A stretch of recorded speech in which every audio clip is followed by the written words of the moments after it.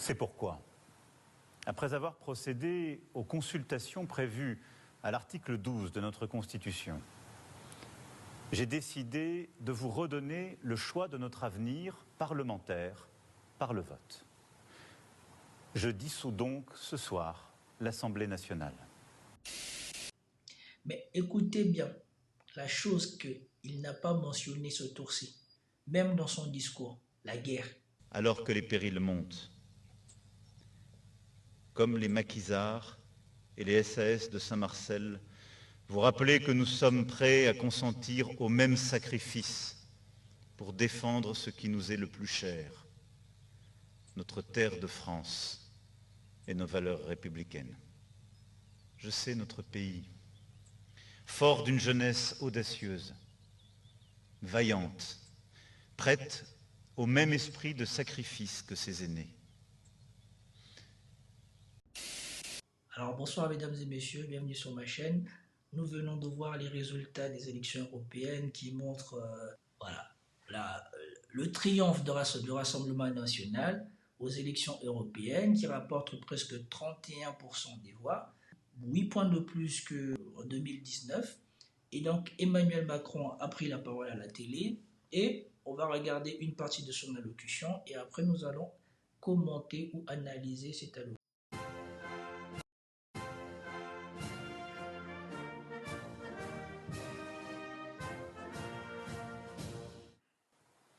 Françaises, Français, vous avez eu ce jour à voter pour les élections européennes en métropole, dans nos outre-mer, comme à l'étranger.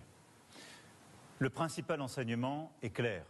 Ce n'est pas un bon résultat pour les partis qui défendent l'Europe, dont celui de la majorité présidentielle. Les partis d'extrême droite, qui ces dernières années se sont opposés à tant d'avancées permises par notre Europe, qu'il s'agisse de la relance économique, de la protection commune de nos frontières, du soutien à nos agriculteurs, du soutien à l'Ukraine, ces partis progressent partout sur le continent. En France, leurs représentants atteignent près de 40% des suffrages exprimés. Pour moi qui ai toujours considéré qu'une Europe unie, forte, indépendante et bonne pour la France, c'est une situation à laquelle je ne peux me résoudre. La montée des nationalistes, des démagogues, est un danger pour notre nation, mais aussi pour notre Europe, pour la place de la France en Europe et dans le monde. Et je le dis alors même que nous venons de célébrer avec le monde entier le débarquement en Normandie, et alors même que dans quelques semaines, nous aurons à accueillir le monde pour les Jeux olympiques et paralympiques. Oui, l'extrême droite est à la fois l'appauvrissement des Français et le déclassement de notre pays. Je ne saurais donc, à l'issue de cette journée, faire comme si de rien n'était. À cette situation s'ajoute une fièvre qui s'est emparée ces dernières années du débat public et parlementaire dans notre pays. Un désordre qui, je le sais, vous inquiète, parfois vous choque, et auquel je n'entends rien céder. Or aujourd'hui, les défis qui se présentent à nous, qu'il s'agisse des dangers extérieurs, du dérèglement climatique et de ses conséquences, ou des menaces à notre propre cohésion, ces défis exigent la clarté dans nos débats, l'ambition pour le pays et le respect pour chaque Français.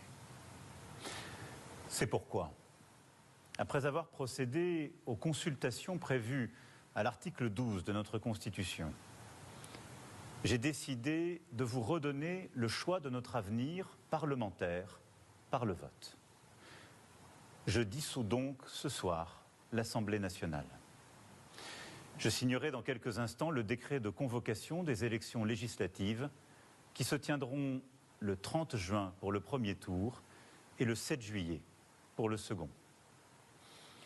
Cette décision est grave, lourde, mais c'est avant tout un acte de confiance. Confiance en vous, mes chers compatriotes, en la capacité du peuple français à faire le choix le plus juste pour lui-même et pour les générations futures. Confiance en notre démocratie. Que la parole soit donnée au peuple souverain, rien n'est plus républicain. Cela vaut mieux que tous les arrangements, toutes les solutions précaires. C'est un temps de clarification indispensable. Confiance en la France, qui face à la rudesse des temps sait toujours s'unir et résister pour dessiner l'avenir et non se replier ou céder à toutes les démagogies. Dans les prochains jours, je dirai l'orientation que je crois juste pour la nation. J'ai entendu votre message, vos préoccupations, et je ne les laisserai pas sans réponse. Et vous me connaissez, le goût de l'avenir, celui du dépassement, de la fédération, continueront de nourrir ce projet. Mais en ce moment de vérité démocratique, et alors même que je suis le seul responsable politique à n'avoir aucune échéance électorale personnelle en 2027, soyez certains d'une chose. Ma seule ambition est d'être utile à notre pays que j'aime tant. Ma seule vocation est de vous servir. Je sais pouvoir compter sur vous pour aller massivement voter les 30 juin et 7 juillet prochains. La France a besoin d'une majorité claire pour agir dans la sérénité et la concorde. Être français est toujours se hisser à la hauteur des temps quand il l'exige. Connaître le prix du vote et le goût de la liberté.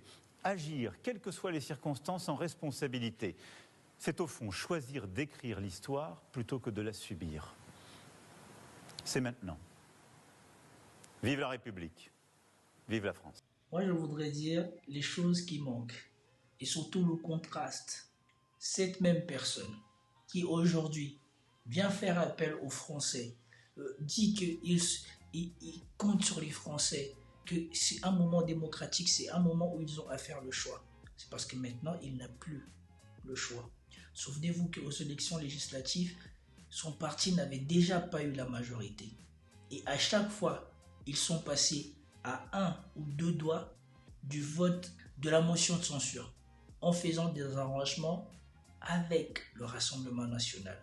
Aujourd'hui, le Rassemblement national est clairement devenu plus puissant qu'eux.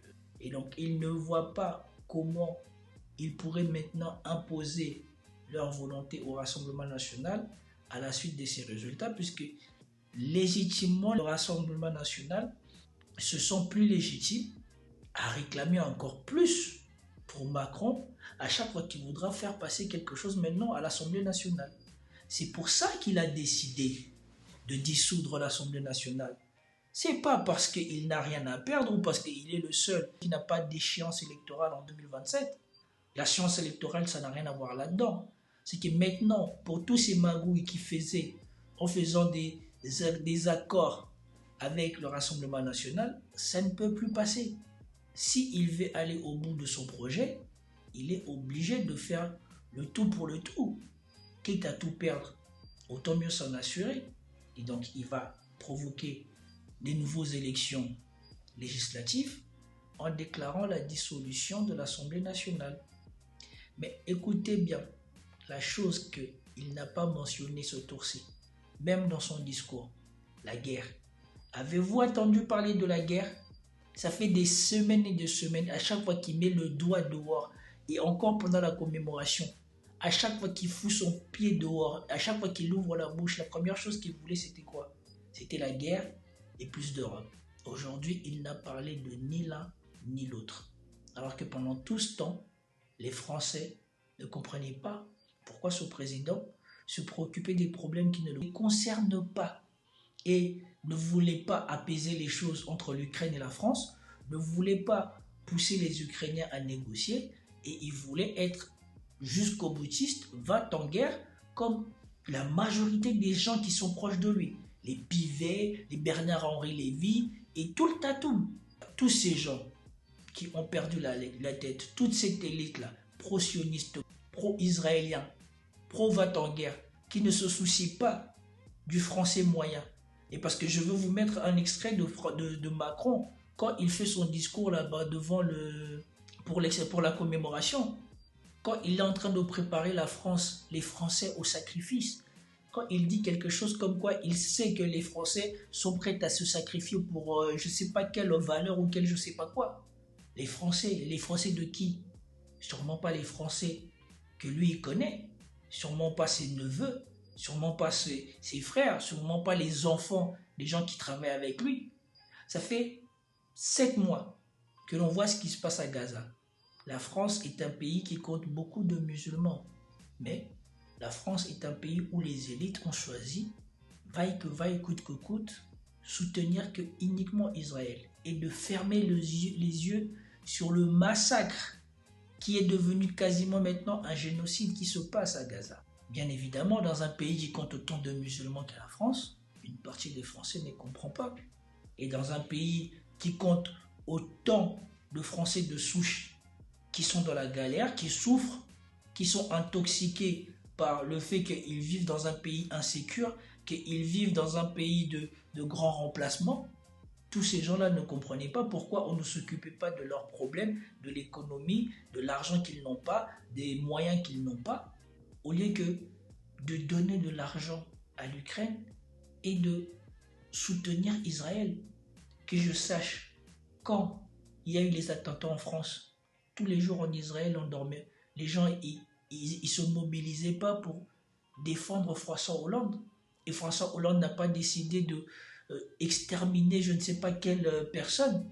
Une bonne partie de l'élite française, Macron compris, ont pris fait et cause pour ce qui se passe à l'étranger, en Israël et en Ukraine, plutôt que de se préoccuper des problèmes de Français, chose que Jordan Bardella a toujours gardé son œil là-dessus. Donc s'il gagne, il gagne légitimement. Et moi, je suis d'accord avec Emmanuel Macron. Je pense que c'est l'une des seules fois où il s'est montré à la hauteur de sa fonction. Parce que lui, il s'est toujours caché derrière les résultats du vote pour dire que le mécontentement de Français, ça ne le concernait pas. Il était élu pour 5 ans, il faisait ce qu'il avait à faire. Là, il se rend bien compte que ce n'est plus tenable cette position.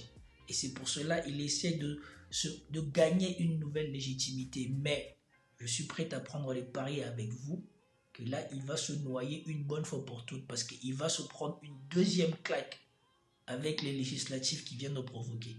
Parce que là, il s'est déjà pris une claque parce qu'il croyait, comme il vit dans sa bulle avec son élite, que ses préoccupations à lui étaient les préoccupations des Français. Là, il vient de se rendre compte que les Français, ils n'ont pas les mêmes préoccupations que lui.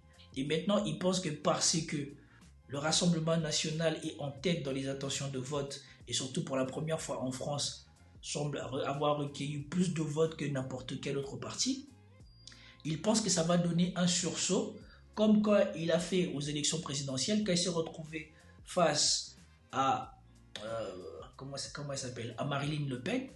Instinctivement, ça poussait les Français à plus voter pour lui. Sauf que là, instinctivement, les Français, ils auront le choix entre son parti, le parti de Zemmour, le parti de PS, le parti de la France Insoumise. Les Français, ils auront le choix.